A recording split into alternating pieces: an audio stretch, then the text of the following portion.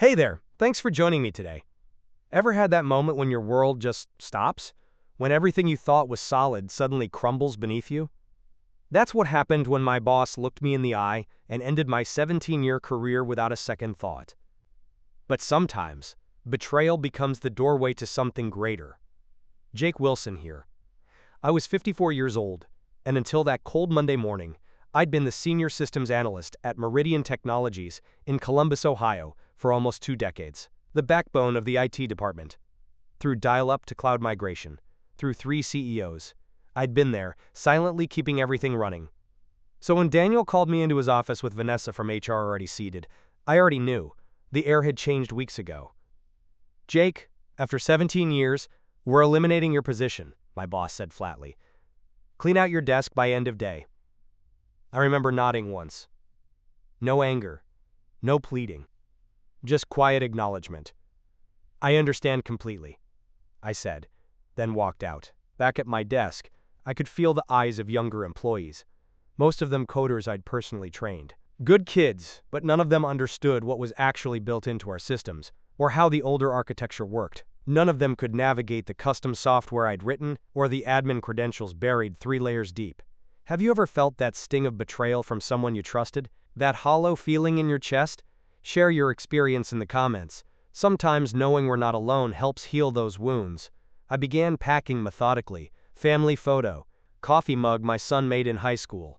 The small cactus that somehow survived 17 years under fluorescent lighting. Bethany from marketing stopped by, her face tight with concern. Jake, I just heard. This is ridiculous. You practically built this place.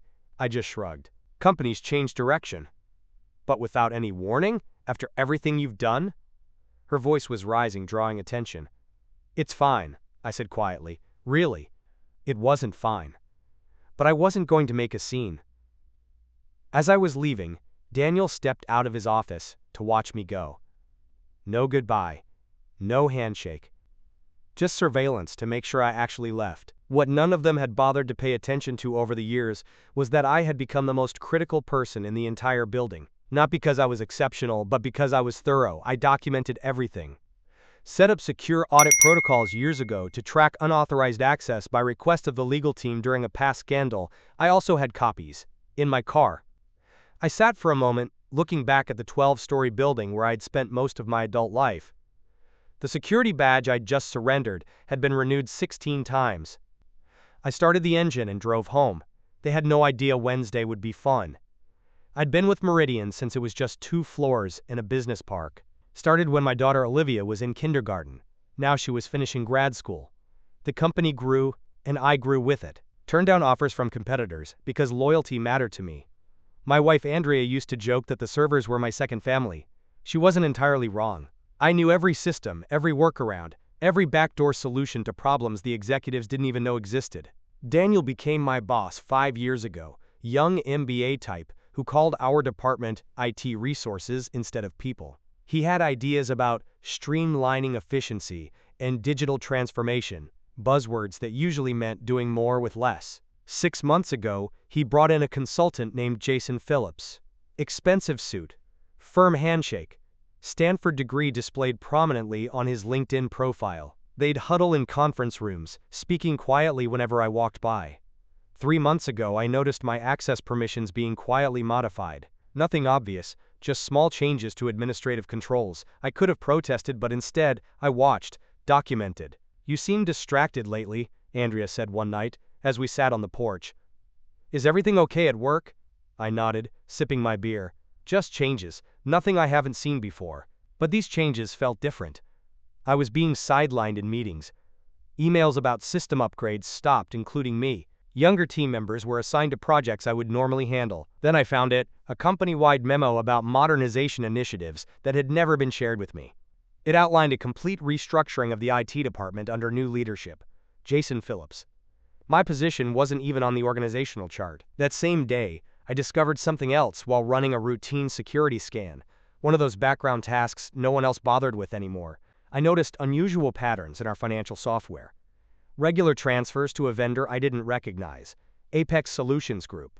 A quick search showed it was registered just last year, with a business address that led to a UPS store. The authorized payments had started small, but were growing each month. I didn't say anything, just noted it, copied the records, and continued watching. Sometimes the quiet man in the corner sees everything, precisely because everyone thinks he sees nothing. The morning after I was let go, I sat in my home office staring at my personal laptop. No alarm had woken me, no commute waited, just silence and the weight of what had happened. Andrea brought me coffee, placing it beside me without a word. After 19 years of marriage, she knew when I needed space. "I'm going to the store," she said eventually. "Need anything?" I shook my head. After she left, I unlocked the bottom drawer of my desk and pulled out a flash drive, one of several I kept secure. Company policies strictly prohibited removing data, but years ago, when the legal team needed an audit system for tracking potential insider threats, I'd been clear about needing off-site backups. They'd signed off on it, then promptly forgotten. I plugged it in and began reviewing the files, internal emails, meeting minutes I shouldn't have had access to, financial records that normal employees would never see. There it was, a full history of payments to Apex Solutions Group. Nearly $1.8 million over 18 months. The approval chain led directly to our CFO, Brian Wilcox. I dug deeper, cross-referencing dates and figures until the pattern emerged. The payments aligned perfectly with a series of software license renewals for systems we used company-wide, but the amounts were inflated, sometimes by 15%, sometimes by 20%. Small enough not to raise immediate flags, large enough to add up. I pulled up the business registration for Apex Solutions Group. The listed owner was Thomas Wilcox. A quick social media search confirmed what I suspected. Brian's brother-in-law. They were siphoning company funds through fake markup on legitimate expenses. If you're enjoying this story of corporate justice, hit that subscribe button. I share new stories of betrayal and vindication every week, and trust me, you won't want to miss what comes next. I lean back in my chair, feeling something shift inside me. Not anger, exactly, something colder, more focused. For 17 years I'd solved problems, fixed systems, protected data. I'd been the reliable one, the steady presence who never caused waves. And they discarded me like outdated hardware. My phone buzzed with a text from Steven, a junior analyst I'd mentored over the past 2 years. "Sorry about yesterday. Total BS what they did. Phillips is already moving into your old office." I set the phone down without responding. The pieces all fit now. Daniel and the CFO needed me gone before anyone could connect the dots on their scheme. They probably thought the evidence would disappear with me, that I was just some aging tech guy who didn't understand modern finance. I opened my email and began drafting a message to the board of directors, then stopped, finger hovering over the send button. Too direct. Too easy to dismiss as the bitter accusations of a fired employee. I needed leverage. Precision. A way to expose the fraud that couldn't be ignored or covered up. I deleted the draft and started making plans. Tomorrow was Wednesday. Board meeting day. Quarterly financials would be presented. Bonuses would be approved. Perfect timing. I closed the laptop and walked to the living room window, looking out at the neighborhood where we'd raised our kids and built our life. For the first time since yesterday, I smiled. Wednesday morning, I sat in my car across the street from Meridian's headquarters, watching employees stream through the revolving doors. In the passenger seat was my laptop, logged into an email account I'd created years ago for security testing, one that appeared to come from an internal company domain, but wasn't tracked in the main directory. At exactly 9:15 a.m., I sent my first move, an email to Daniel with the subject line, "Financial irregularities, urgent review needed," and a basic summary of what I'd found regarding the Apex payments. I included just enough detail to be credible but kept the brother-in-law connection out of it. If Daniel was involved, he'd panic. If he wasn't, he'd investigate. Either way, I'd learned something. By 9:45, my phone rang, Daniel's number. I let it go to voicemail. His message was terse. "Jake, we need to discuss your email immediately. Call me back." I didn't. Instead, I drove to a coffee shop, set up my laptop and waited. At 10:30, another email appeared, this one from Vanessa in HR. "Mr. Wilson, we've received concerning communication from you that potentially violates your separation agreement. Please cease all contact with Meridian employees and remember your confidentiality obligations. Any further communications may result in legal action." So that's how they were playing it. Threaten, dismiss, isolate. I hadn't signed any separation agreement. At noon, I drove to my bank and accessed my safe deposit box. Inside was another backup, older but with critical information I hadn't included on my regular drives. Among the files were original security protocols I designed, including documentation of who had access to what systems and when changes were made. According to these records, Brian Wilcox had personally requested expanded access to the financial approval systems 18 months ago, right when the Apex payments began. Back home, I found 3 more missed calls: Daniel, Vanessa, and now Jason Phillips. I hadn't expected him to get involved so quickly. Interesting. I checked my personal email to find a message from Steven marked urgent. "Jake, they're saying you sent some crazy email about financial fraud. Phillips called an emergency meeting. Everyone's talking. They're pulling your access to everything, even historical stuff we need to do our jobs. What's going on?" Poor kid. Caught in the crossfire. I sent a brief reply. "Don't get involved, Steven. Just watch." At 3 p.m. my home phone rang, a number I hadn't used for business in years. I picked up but said nothing. "Jake? It's Brian Wilcox." His voice was steady, controlled. "We should talk about your concerns. I think there's been a misunderstanding." "Is that what you call it?" I asked. "Look, transition periods are always difficult. If you have questions about company finances, there are proper channels, like the board," I interrupted. Silence. "Then, the board doesn't need to be bothered with operational details. Why don't we meet tomorrow, just you and me? We can clear this up." "Sorry, I'm busy tomorrow," I said. "Besides, I think the board might actually be very interested in Apex Solutions Group. And your brother-in-law." The sharp intake of breath told me everything. "You're making a serious mistake," he said finally. "We can make this right. Generous severance, references, whatever you need." "Goodbye, Brian," I said, and hung up. Within 10 minutes, Vanessa emailed again. Suddenly my severance package had doubled, with an attached agreement requiring my complete confidentiality regarding all company matters. They were scrambling now, but they still thought they were dealing with a simple extortion attempt. They had no idea what was coming. Thursday morning brought clarity and confirmation. I'd spent the night combing through years of data, connecting dots I'd previously overlooked. The Apex scheme wasn't Brian's first creative accounting project. 3 years ago, shortly after he became CFO, another pattern emerged: consulting fees to a firm called Lakeside Business Solutions. Different name, same game. Inflated invoices for services partially or never rendered. I traced the registration for Lakeside. This one led to Patricia Wilcox, Brian's wife. The woman was apparently CEO of a company that had no website, no employees, and a virtual office address. But the bigger revelation came when I dug into email archives. Daniel hadn't just been aware of these arrangements, he'd helped facilitate them. In exchange, his department received budget increases while others faced cuts.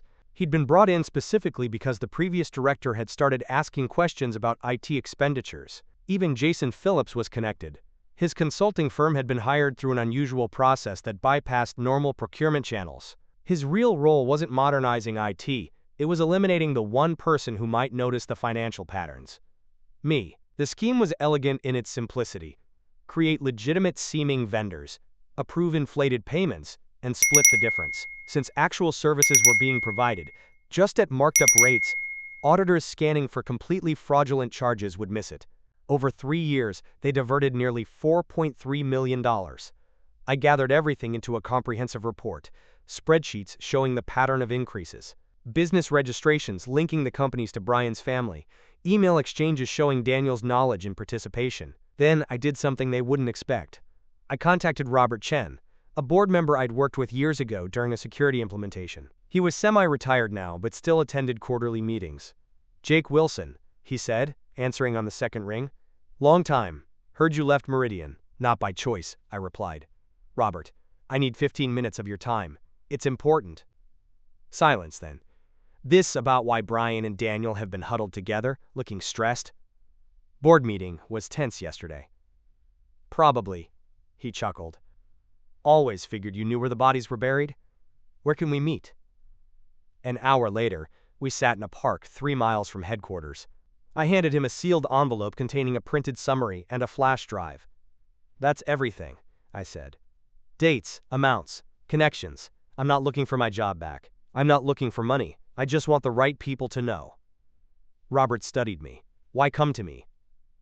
"Because you actually read audit reports. I've watched you in meetings. You ask questions. He nodded slowly.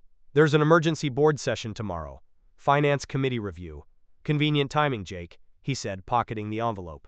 If this checks out, there will be serious consequences. I'm counting on it. As I walked back to my car, my phone buzzed with a text from Andrea. Someone named Jason Phillips came by the house looking for you. Said it was urgent. I told him you were out. They were getting desperate. Good. That afternoon, I received job offers from 2 competing firms, both for positions well above my previous role, both offering substantial signing bonuses. Word had gotten around about my sudden availability. I ignored them for now. This wasn't about finding another job, it was about finishing what they had started. That night, using credentials that should have been revoked but weren't, sloppy IT transition, Jason, I accessed the company's email server one last time and scheduled a message to be delivered to every board member at 8 a.m. tomorrow. Before you approve Q2 bonuses, read this. Attached was my full report. Friday morning dawned clear and bright. I sat on my porch with coffee, watching the neighborhood wake up. No alarm clock. No commute. Just waiting. At precisely 8 a.m., my scheduled email delivered its payload to the board members. By 8:17, my phone began to ring, numbers I didn't recognize, likely board members' assistants scrambling to reach me. I let them all go to voicemail. At 9 a.m., the Emergency Finance Committee meeting would begin. Robert Chen would be there with my documentation in hand, watching reactions as my email was discovered and discussed. At 9:32, Stephen texted, quote, "Police are here. Wilcox and Daniel being questioned in conference rooms. Phillips looking sick. What did you do?" I didn't respond. The wheels were turning exactly as I'd anticipated. By 10 a.m., Meridian's general counsel called. Unlike the others, I answered this one. Mr. Wilson, this is Patricia Graves from Legal. We need you to come in immediately to discuss information you've provided to the board. I'm available by phone, I replied. This really requires an in-person discussion. No, it doesn't, I interrupted calmly. Everything I know is in that report. Everything I have is already backed up in multiple secure locations. If anything happens to me or my family, additional copies go to the SEC, IRS, and 3 news outlets. Silence. Mr. Wilson, she finally said, her voice carefully measured. The board is taking this extremely seriously. They've already placed several executives on administrative leave pending investigation. They would appreciate your cooperation. I've cooperated fully by providing complete documentation. My part is done. After she hung up, I drove to a diner 20 miles outside Columbus. No sense being easily found today. Over lunch, news began breaking on local business sites. Meridian Technologies executives under investigation for financial irregularities. No names yet, but that would come. At 2 p.m., Robert Chen called. It's a bloodbath, he said without preamble. Brian confessed once we confronted him with your evidence, trying to cut a deal, blaming Daniel for pressuring him. Daniel's denying everything, and Phillips claims he was quote, just a consultant who had no knowledge of financial matters. Board isn't buying it. We've suspended all 3 pending further investigation. The money, forensic accountants are coming in Monday. Early estimates suggest at least $4.5 million diverted over 3 years. Maybe more. I nodded to myself. I'd been close. The board wants to talk to you, Robert continued, about coming back. Not just to your old position. They're creating a new chief security officer role, reporting directly to the board. I'd anticipated this possibility, but still found myself surprised. I'll think about it, I said. That evening I told Andrea everything. She listened without interrupting, then asked, what do you want to do? Good question. The revenge part was complete. The people who'd pushed me out were themselves being pushed out, likely facing criminal charges. Justice had been served, cold and precise. But returning to Meridian meant walking back into the place that had discarded me after 17 years of service. Could I do that? Did I want to? I need time to decide, I said finally. Later that night, I opened my laptop one last time and posted a single message to my otherwise dormant LinkedIn profile: never burn bridges. Just let them collapse under the weight of their own greed. Within minutes, former colleagues began reaching out. Word was spreading. The quiet systems guy had brought down 3 executives without raising his voice. By Monday, everyone would know exactly who they'd underestimated. Thank you for listening to my story today. If it resonated with you, please hit that subscribe button. I share new stories of betrayal, justice, and redemption every week. Remember, sometimes being underestimated is your greatest advantage. Until next time, this is Jake, signing off.